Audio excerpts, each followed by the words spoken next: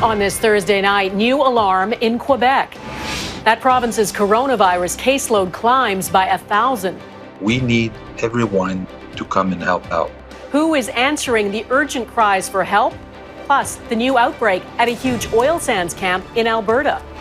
Why thousands in Michigan are defying stay-at-home orders. What could a safe and slow reopening of the economy really look like? This shutdown has become one of total insanity. Antibody tests under scrutiny, the hope they could offer, and the lingering questions, too. And where one small step can lead. Thank you very much.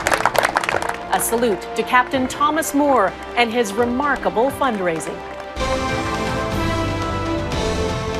Global National with Donna Friesen. Good evening and thanks for joining us. We begin tonight with the crisis in many long-term care homes in this country as they struggle to contain outbreaks of COVID-19. There are indications the number of deaths continues to be underreported, especially in Quebec and Ontario. Today, overall, Quebec recorded its biggest single-day spike in deaths. The number of people who died in Quebec jumped by 143 today. That brings the total to 630. An increase in part due to a change in the way deaths are counted and a closer look at the causes of death. Among them is a 44-year-old doctor, the first healthcare worker in Quebec to die of COVID-19. Across the country, there are some big regional differences. 997 new cases in Quebec, 514 in Ontario, 162 new cases in Alberta. That, of course, reflects only the people who have been tested. More than 1,100 people in Canada are now known to have died. Roughly half the deaths are in long-term care homes. If the measure of a society is in how it cares for its most vulnerable, this pandemic has revealed the chink in our armor. Quebec's premier put out a call for help in the care homes. About 2,000 doctors have responded. Mike Armstrong explains why help is needed so urgently.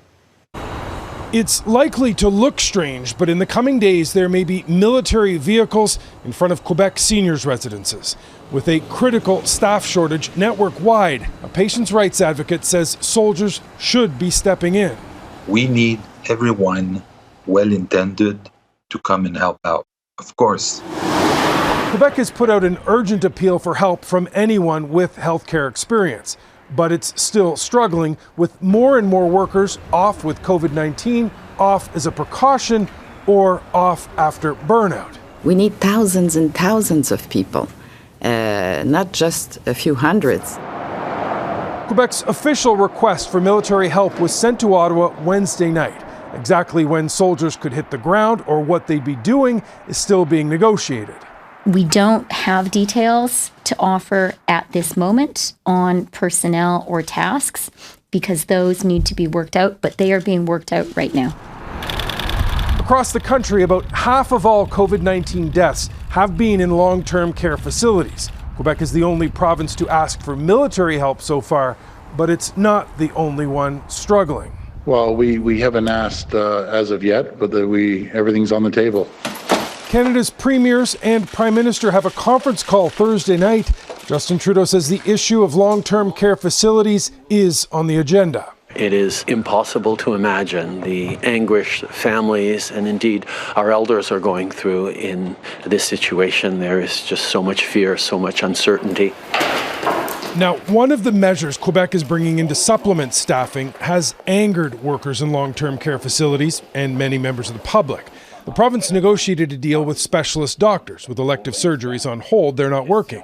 Well, that deal would pay them to work in seniors' residences about $211 an hour. That's in line with what they'd normally be paid, but several times more than the nurses and orderlies they'd be working alongside doing the same duties. One of the orderlies' unions calls it insulting.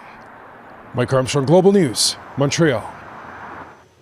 Anyone who lives in close quarters with others is at risk, and that includes correctional facilities. Now an inmate in BC has died, the first death linked to a federal facility. Correctional Service Canada says the inmate from the Mission Institution in BC's Fraser Valley died in hospital yesterday from an apparent complication related to COVID-19.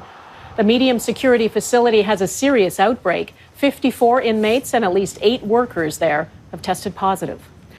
There's also been an outbreak at an Alberta-based oil sands mine where workers live in extremely close quarters. 12 people who work at the Kearl Lake project, which is about 70 kilometers north of Fort McMurray, Alberta, have contracted the virus. Imperial, which owns the project in partnership with ExxonMobil, says it's enforced daily screenings of staff and physical distancing at work, but thousands of people work there, and many fly in and out of the camp.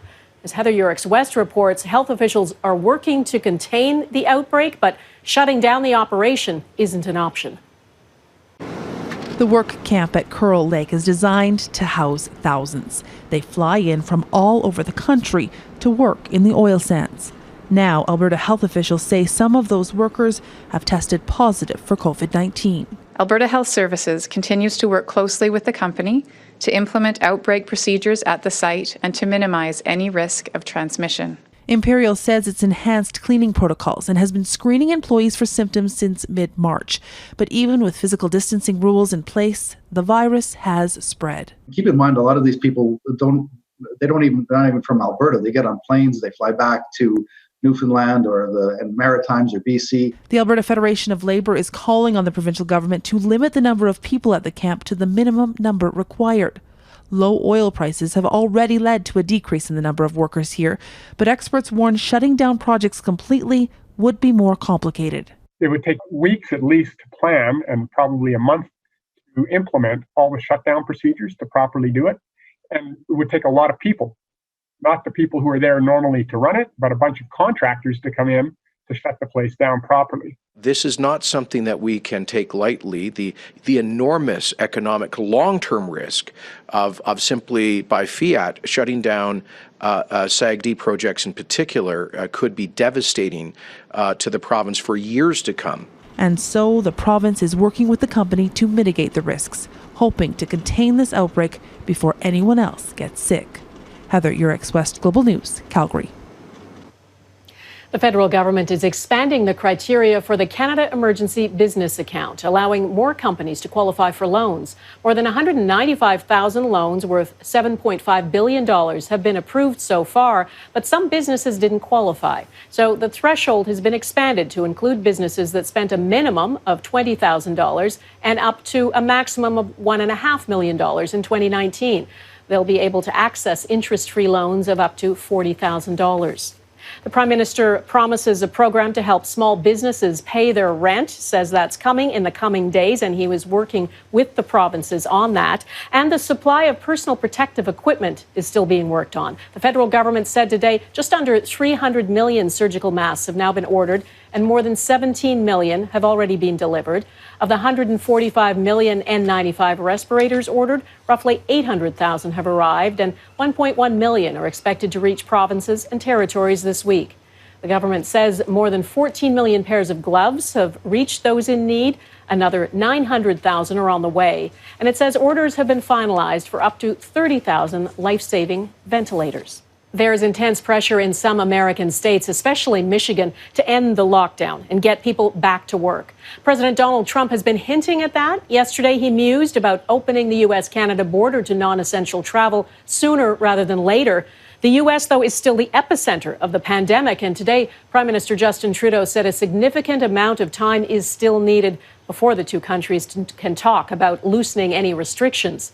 Jackson Proskow reports on the pressure President Trump is under to reopen the economy, even as the death toll there climbs. An anonymous tip led authorities to a New Jersey nursing home where the bodies of 17 residents were found piled in a tiny morgue. As COVID-19 continues its deadly march across the U.S., the staggering toll shows no sign of slowing. More than 2,400 people died in the past 24 hours. New York, L.A., and Washington extended stay-at-home orders until mid-May, ordering residents to wear masks in public. But the White House insists the time is right to decide how to reopen businesses and restart the U.S. economy. My administration is issuing new federal guidelines that will allow governors to take a phased and deliberate approach to reopening their individual states. A crippled nation is divided over what to do. In Michigan, people flooded the streets Wednesday protesting strict stay-at-home orders. The mayor of Las Vegas demanded businesses be allowed to return to normal immediately. This shutdown has become one of total insanity, in my opinion. Health officials insist it's still too soon for that next step. They want to see weeks of declines in deaths and hospitalizations and say more testing is needed to allow even a gradual reopening of society. The capability of being able to test, identify, isolate, get someone who's infected out of circulation. Even if the White House succeeds in convincing states to loosen restrictions, it's not clear the public will be willing to return to daily life, especially as officials warn that anything close to normal won't be possible until there's a vaccine available. The White House guidelines released late this afternoon essentially leave things up to the governors to decide what's best for their individual states. They're told to monitor 14-day trends to see if there's a decline in case numbers and hospitalizations. They have to make sure their hospitals have room for a surge if case numbers start to rebound. Most notably, though, Donna, there is no suggestion that they implement wide, broad-based testing as the health experts have recommended. Donna? Jackson Proskow in Washington, thanks. The speed and the scale of job losses in the U.S. is without precedent. 5.2 million Americans filed for applications for unemployment benefits just last week. And that means a staggering 22 million people have lost their jobs in the past month. Roughly 13.5% of Americans are now out of work. The United States has not seen this level of job loss since the Great Depression. Some places in Europe are gradually beginning to reopen. Coming up, why things may never get completely back to normal.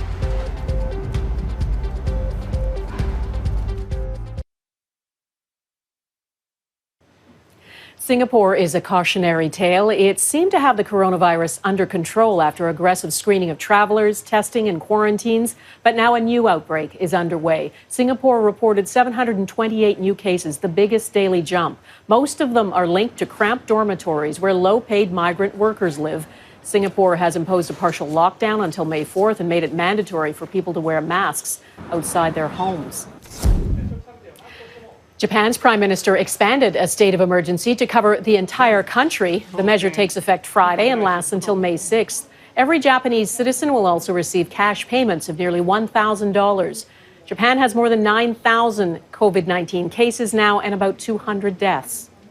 Germany is one of the countries set to begin slowly easing some restrictions. Some schools will reopen in early May, but bars, restaurants, theaters, and religious services will remain closed indefinitely. Bans on large public events, including soccer matches, will remain until at least August 31st.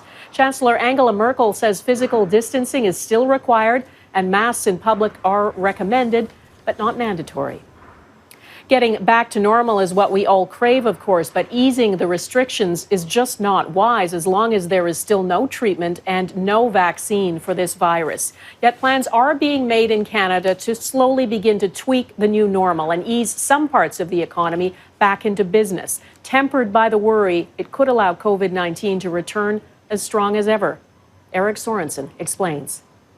For 1 month, Canadian businesses increasingly shut down. Now the first pivot towards reopening. In Saskatchewan, tentative plans to allow certain businesses to open up with distancing measures as already practiced at grocery stores. As other businesses may be allowed to reopen, they will be expected to adopt similar practices. Saskatchewan, though, is not Ontario or Quebec, large provinces with continuing outbreaks of COVID-19. Some of the biggest employers in the country are hurting, but the last thing they want is a hasty return to normal. I think the greatest threat to us today, aside from the virus, is a false restart of the economy. We cannot afford what some would call a W in our recovery, where we have a second shutdown. The Europeans have been through the worst and offer a possible glimpse into our future. This store in Rome demonstrably disinfecting before opening up. Others take the temperature of customers. In Germany, they're measuring off safe distances in schools and shops. And in Denmark, elementary kids went back to school this week.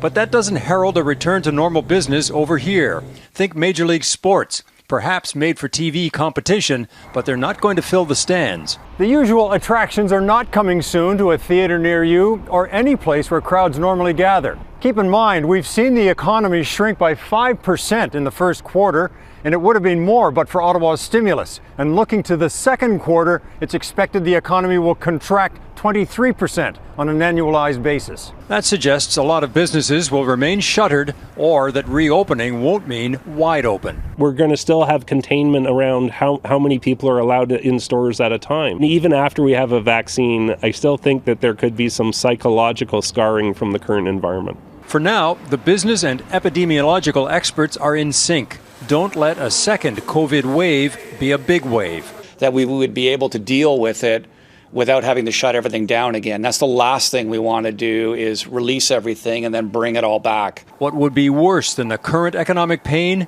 is if it achieves nothing. Eric Sorensen, Global News, Toronto. Still ahead, why antibody tests for COVID-19 may not be a game changer.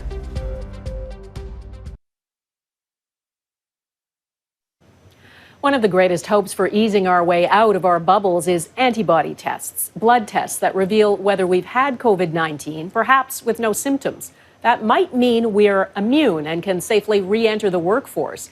There are dozens of antibody tests on the market now, but no government is using them widely. As Crystal Gamansing explains, that's because what they can tell us for certain is still unclear. People are clamoring to get these uncomfortable nasal and throat swabs. If the virus is active in your body, the genetic makeup should show up. If you've recovered, antibodies should be in your blood. I saw that there was a test for antibodies. It was a very simple test. Dr. Jean Carruthers is a cosmetic surgeon in British Columbia. This Canadian company and its antibody test caught her eye. Something that we're all very interested in is getting Canadians back into their real world, but safely. Dr. Carruthers, along with her colleagues, wrote to Canada's health minister advocating for BTNX. Health Canada has not approved the test. It's also not approved in the U.S. either, but it is being sold under the Emergency Use Act. In Europe, the company has a CE marking, meaning it meets European Union requirements, but that is not an approval. Our applications right now in Canada are sales for Europe and the U.S. This is to laboratories and to healthcare professionals. BTNX CFO Mitch Pittaway says orders shipped to the UK were for independent evaluations. UK Prime Minister Boris Johnson called these types of tests a game changer in mid-March, saying they'd be available soon. But the tests failed under scrutiny. The UK government is not currently using any antibody tests. The World Health Organization is examining a number of different tests, including the antibody test from BTNX. No test is of any value if actually it's not measuring what it says it needs to measure. So you have to do a full evaluation. Getting an accurate antibody test is complicated because people will have different levels of immunity, and it isn't known how long it lasts. Given the severity of the situation, it makes complete sense that agencies like Health Canada are doing their due diligence. That leaves us with swab tests to determine active cases of the virus. Crystal Gamansing, Global News, London.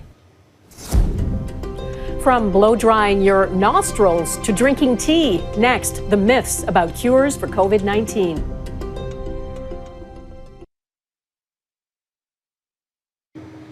Since this pandemic began, Global News has been taking your COVID-19 questions to the experts. Lately, people have been asking about claims health products and home remedies might be able to fight the virus. So our Jeff Semple asked experts to separate fact from fiction. This online video, allegedly produced by a doctor, claims to have found a cure for COVID-19. By simply breathing in hot air. It notes the coronavirus SARS was killed by temperatures of 56 degrees Celsius. So it suggests blasting a hairdryer up your nose. Take slow, deep breaths. The method was even promoted by a government official in Florida as a treatment option for those without medical insurance.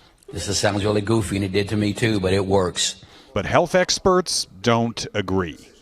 That sounds like a very dangerous thing to do. You might dry out or even burn the very, very sensitive membranes that are actually there in your nose. Social media is full of questionable claims, ways to protect against COVID-19. from using sunlight to gargling vinegar to drinking warm water every 15 minutes. Completely untrue and not based on any science whatsoever. The sun's UVC rays can kill some coronaviruses, but only at concentrated levels produced by machines like this one used to sterilize smartphones at Toronto hospitals.